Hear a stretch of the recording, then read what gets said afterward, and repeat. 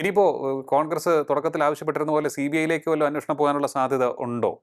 CBIയിലേക്ക് അന്വേഷണം പോകാനുള്ള സാധ്യത തുലവും കുറവാണ്.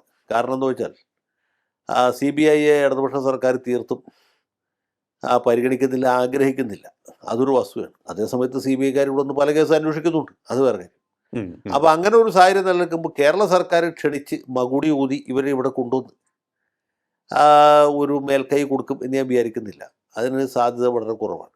അപ്പോൾ സ്പെഷ്യൽ ഇൻവെസ്റ്റിഗേഷൻ ടീം ഫലപ്രദമായി അന്വേഷിക്കുകയും കുറ്റവാളികളെ കയ്യാമോ മറ്റോ വെക്കാതെയോ കോടതിയിൽ ഹാജരാക്കുകയും ചെയ്യുകയാണെങ്കിൽ UDFന് പിടിച്ചേക്കാൻ പറ്റും. അല്ലെങ്കിൽ അവരുടെ കാര്യം വളരെ കഷ്ടത്തിലാവും. ഏതായാലും ഈ കേരള രാഷ്ട്രീയ സാഹചര്യം ഇവിടെ കാര്യങ്ങൾ എല്ലാം ഒരിക്കൽ കൂടി ഒരു തുല്യശക്തികളുടെ പോരാട്ടത്തിലേക്ക് കൊണ്ടെത്തിക്കുവാൻ അയ്യപ്പന് സാധിച്ചു എന്ന് പറഞ്ഞാൽ തെറ്റാകുമോ?